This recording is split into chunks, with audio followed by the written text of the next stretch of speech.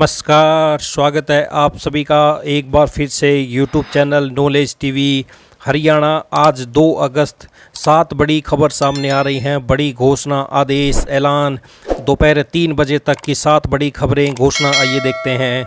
हरियाणा की सबसे तेज़, सबसे सटीक जानकारी के लिए यूट्यूब चैनल नॉलेज टीवी को सब्सक्राइब ज़रूर कर लें।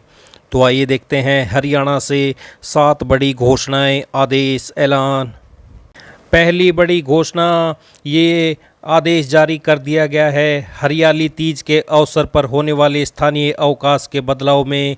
तो ये आप देख सकते हैं, हरियाली तीज के संदर्भ में दिनांक 6 सितंबर को होने वाला स्थानीय अवकाश अब दिनांक 7 अगस्त बुधवार को किया जाना सुनिश्चित हुआ है।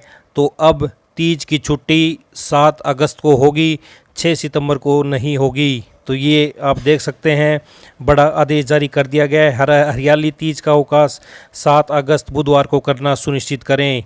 तो ये आप देख सकते हैं, आदेश जारी कर दिया गया है। तो ये बड़ी खबर सामने आ रही है। आइए दूसरी बड़ी घोषणा देखते हैं। हरियाणा पिछड़ा आयोग ने पिछड़ा वर्ग BCB को शहरी निकायों व पंचायती राज में आरक्षण देने की सिफारिश की है।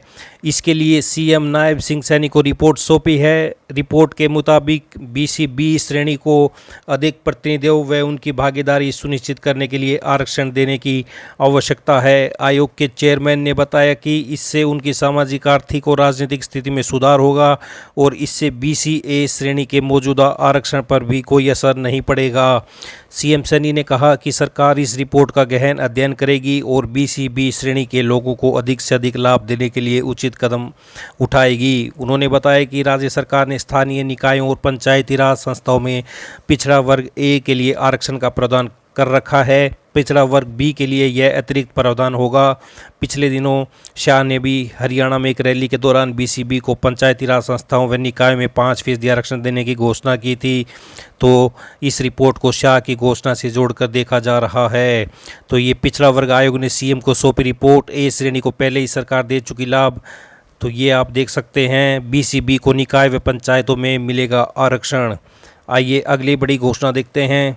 हरियाणा के मुख्यमंत्री नायब सैनी द्वारा पंचायती राज संस्थाओं के सत्ता के विकेंद्रीकरण की दिशा में निरंतर कदम उठाए जा रहे हैं। इसी दिशा में मुख्यमंत्री ने पंचायतों को 21 लाख रुपए तक के काम अपने स्तर पर कराने के लिए किए गए वायदे को पूरा किया है। अब एक कदम आगे बढ़ते हुए मुख्यमंत्री ने पंचायतों को अधिक स्वायत्ता प्रदान करते हुए उन्हें स्टेट फंड से भी 21 लाख रुपए तक के लिए काम करवाने की मंजूरी प्रदान की है।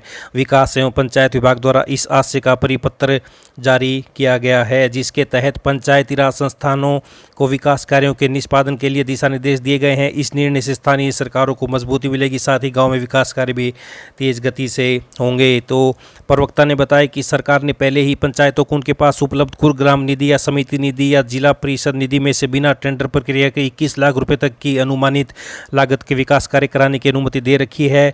अब स्टेट फंड से भी अतिरिक्त कार्य करवाने के लिए निर्णय से विकास कार्यों के लिए धन की कोई कमी नहीं रहेगी। तो ये बड़ी अपडेट आप देख सकते हैं। हरियाणा के अब ग्राम पंचायत स्टेट फंड से भी करवा सकेंगे 21 लाख रुपए तक के काम।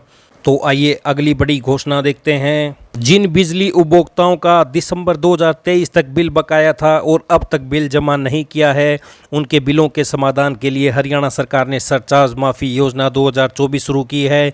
इसके तहत केवल मूल राशि का भुगतान करना होगा। यह राशि एक मुश्त या फिर 3 किस्तों में जमा करवा सकते हैं। एक मुश्त जमा कराने पर मूल राशि पर 5% की अतिरिक्त छूट दी जाएगी। उत्तर हरियाणा बिजली वितरण निगम के प्रबंध निदेशक ने बताया कि फ्रीज किया गया सरचार्ज निर्धारित किस्तों व आगामी 3 मासिक द्विमासिक बिलों की लगातार अदायगी के अनुपात में माफ़ कर दिया जाएगा।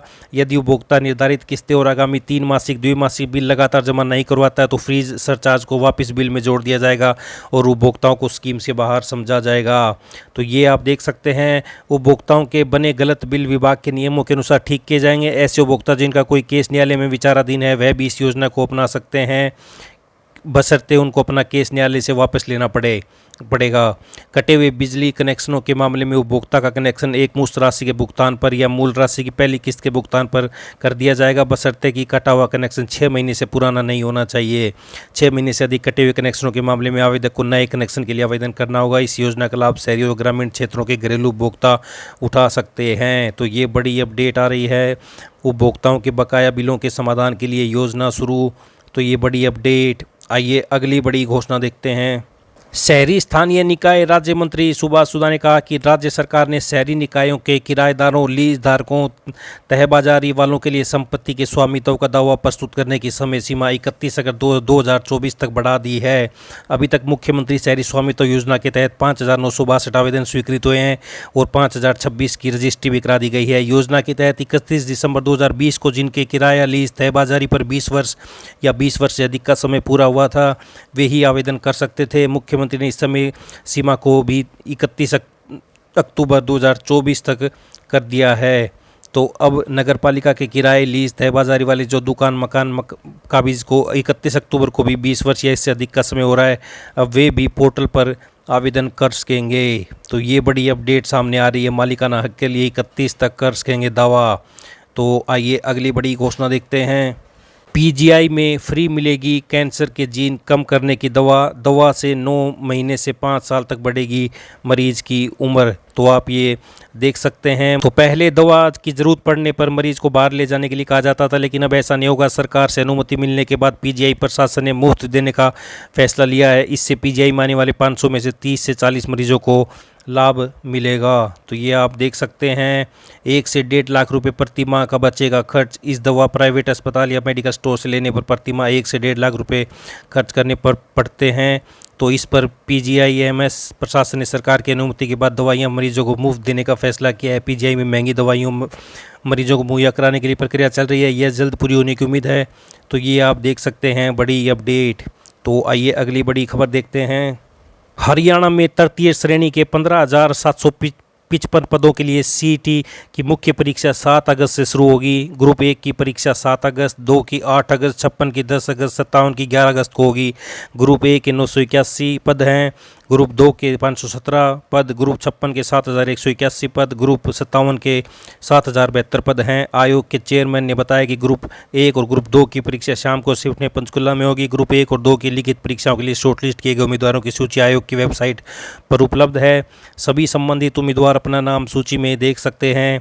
वहीं तृतीय श्रेणी के अन्य 3,134 पदों के लिए उम्मीदवार शुक्रवार शाम 5 बजे तक ऑनलाइन आवेदन कर सकते हैं। इनमें ग्रुप 6 के 1296, ग्रुप 58 के 1075, ग्रुप 59 के 517 और 60 के 246 पद शामिल हैं। मोटर व्हीकल अधिकारी के 36 पदों के लिए आवेदन आज से। परिवहन विभाग में मोटर व्हीकल अधिकारी के 23 पद और मोटर व्हीकल अधिकारी के 13 पदों के लिए ऑनलाइन आवेदन शुक्रवार से शुरू होंगे। 22 अगस्त के शाम 5 बजे तक आवेदन किए जा सकते हैं। तो ये बड़ी अपडेट सामने आ रही है। तृतीय श्रेणी के 15,755 पदों के लिए सीईटी मेन 7 से। तो ये बड़ी खबरें हरियाणा से। पल पल की जानकारी के लिए यूट्यूब चैनल नॉलेज टीवी को सब्सक्राइब जरूर कर लें, बेल आइकन को ज़रूर प्रेस करें। हर वीडियो, हर नोटिफिकेशन आपके पास सबसे पहले पहुंचता रहेगा। तो इस अपडेट में इतना ही। धन्यवाद।